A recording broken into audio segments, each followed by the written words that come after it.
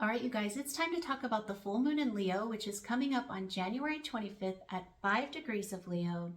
I'm calling this one the rebirth of authenticity. The reason I say that is because I think a lot of us, especially over the last few years, may have lost touch with ourselves a little bit. We may have lost touch with what makes us special or unique or what really lights us up from within. Because that's what Leo is all about, right? Leo is this passionate, generous, charismatic, heartfelt energy. Leo is creative, it's expressive, it's commanding, but it's commanding in its ability to illuminate. You know, we're naturally drawn to Leo type people because they're kind of radiant. We want to watch them. We want to follow their lead. But this is a challenging full moon, which tells me that some of us may have lost our light a little bit. This full moon in Leo is forming what is called a fixed T-square between the Sun and Pluto, which have just moved into the sign of Aquarius, the moon in Leo, and Jupiter in the sign of Taurus. These are some big energies, you guys, at play at this full moon. And because it's the moon and it's Leo, we're talking about the emotional experience. Our emotions could feel a little exaggerated. They could feel pretty dramatic, as a matter of fact.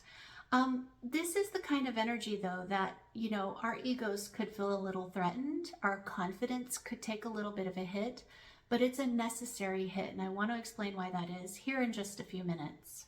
But this is a very powerful time in the astrology, you guys, because not only do we have this full moon in Leo, which is activating Pluto and Jupiter, but we also have Mercury and Mars conjoined in the sign of Capricorn and making a square to the lunar nodes just a couple of days after this full moon. This is super important because this is activating the total solar eclipse that we had in Libra back in October.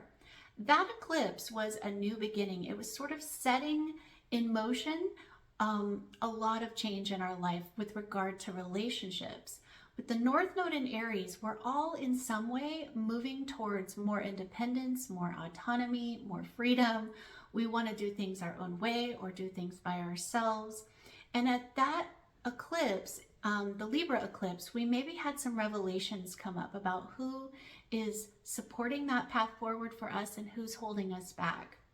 And so as the planets come into Capricorn, the inner planets, you know, Mercury, Mars, the Sun, Moon, all of that, Venus, this is an active time. This is a square energy to those eclipse energies and to the lunar nodes. This is a time of action. We have gained some clarity, especially with that Mercury and that Mars energy. This is an energy of real decisive action. We're ready to take action. We know what to do. And so a lot of things are going to start changing because we're taking action on these things now.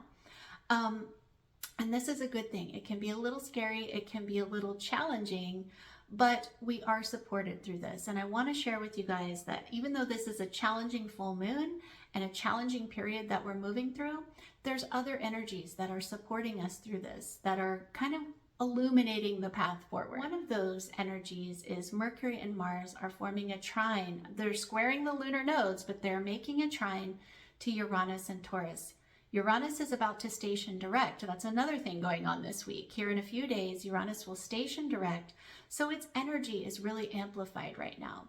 There's an excitement about Uranus stationing direct, and there's a sort of like feeling that things can happen overnight, things can change really fast. Uranus in a trine brings things out of the blue. It sort of surprises us, but in a good way with a trine. It's a supportive energy. And so even though we are making changes or cutting ties over here, we're making these important decisions to leave or to move forward, there's something sort of showing us the way also. So pay attention to what's out there and try to focus on the positive things that are happening. Don't get caught up on what you're leaving behind right now. That's really probably my best advice right now. The other thing that's going on at this full moon during this time is the supportive thing that's going on, I should say, is that we have Venus newly entered into the sign of Capricorn, making a trine to Jupiter. This is another supportive energy. These are the two benefic planets making a supportive trine. Something is there's an outlet for something. We may feel this sort of chaos in one area, but there's something else that's like telling us this is okay. We are supported. Things can just sort of happen by luck, by chance under this full moon, under this Venus-Jupiter trine. So pay attention to that, but make sure not to take anything that comes to you with ease right now for granted. That's a big deal when Venus and Jupiter are in a trine. And so what is this full moon in Leo illuminating for us right now? Well, it's illuminating its ruler, the sun, which is newly in the sign of Aquarius. The sun has just come through its yearly conjunction to Pluto. And when we have the sun and Pluto in their yearly conjunction, it's a time of deep revelation. Pluto sort of draws up everything that's been buried below and brings it to the surface. When the sun and Pluto make their yearly conjunction, it's a time of release, of letting go these things that are burdening us, that are holding us back. But whether it be our fears, our traumas, our beliefs, whatever it is, Pluto can show us where we're holding on to things that are becoming toxic in our lives. And Pluto and the sun met at the 29th degree and the 59th minute of Capricorn on January 20th. That's just amazing. That kind of boggles my mind, really. Like, what are the odds of that?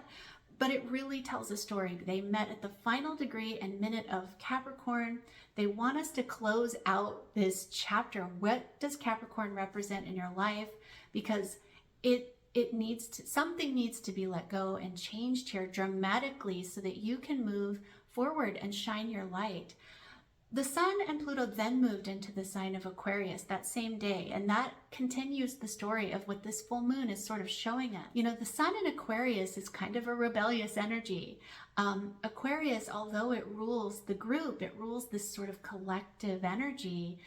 It's this humanitarian sign.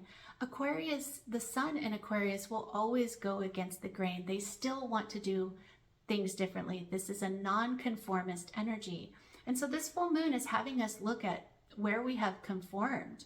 You know, I think creatively, I know a lot of creative people have sort of lost touch with their creativity because they've been conforming with these algorithms of social media. It's completely changed who we are as artists and creators because we want our work to be seen. That's what, you know, again, that's what Leo is all about. It's an area of life where we want to be seen. And in order to do that, we've had to sort of fall in line with these algorithms that have nothing to do with our talent, our gifts. They're about making money. They're about, you know, in a lot of ways, making other people, including yourself, feel a sense of lack. You know, it's not conducive to creativity in the first place, which is, again, what Leo is all about. And so I think this full moon is really showing us like how we can break free. It's time to start rebelling against that energy that has become our norm. This full moon is making a square to Jupiter and is in opposition to Pluto. When Jupiter is in a square, it brings our integrity up for review. I think it's really important right now to stand in your integrity and do what is right in your heart and your soul. I think a lot of us, especially creative people over the last few years especially, we've sort of dipped our toes into things that are sort of in a gray area because, you know, to do this kind of work, to do, you know, creative work, artists, creators, we need an audience in some way. We need somebody to see what we're doing. We need people to see what we're doing, buy our things. And in order to do that, we have had to sort of fall in line with these algorithms, these social media influences. And by doing so, though, we've sort of lost touch with who we are and what actually feels right in our soul. So this full moon really is asking us to stand in our integrity, to zoom out, take that bigger perspective with Jupiter, and really look at what it is you're going for, what it is that's in your heart that you want to create and share with the world, and just stand by that. Don't let, you know, these outer influences try to control you. This full moon is in an opposition to Pluto, and with Pluto illuminated at this full moon, it can show us where we've tried to control things, where we're letting fear take over, paranoia and obsession even, rather than just letting go and trusting that, you know, the universe has our best interests at heart, that we are going to get where we need to go regardless of how much, you know, control we try to have over that journey. And so stand in your integrity at this full moon. Standing in your integrity will never lead you astray. That's really what I'm trying to get at. All right, the last thing I want to do before we close out this full moon in Leo reading is I wanted to share a tarot card with you guys. I've already shuffled my deck, and the card that I pulled is the Wheel of Fortune. And this really affirms what I feel like what is coming through for me, which is that standing in your integrity is your guide right now. The Wheel of Fortune. If you have been sort of down in the dumps, if luck has been kind of against you, or so it seems, standing in your integrity is really what's going to get you back on top. And if you've been sort of at the upper part of this wheel, you might need to take a little bit of a tumble. Like I said, this full moon is a sort of hit to our confidence. It's a blow to our ego, but it's a necessary one. The important thing is that we take time to reflect.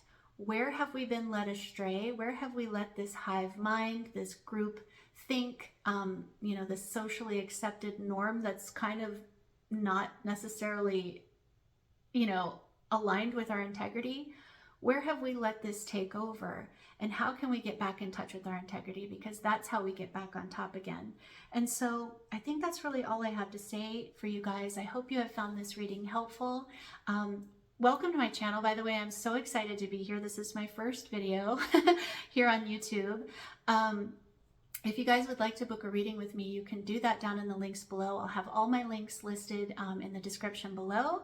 And I think that's all I have to say. Thank you so much for watching. I appreciate you being here. I'll be back with more updates on the astrology very soon. Thank you.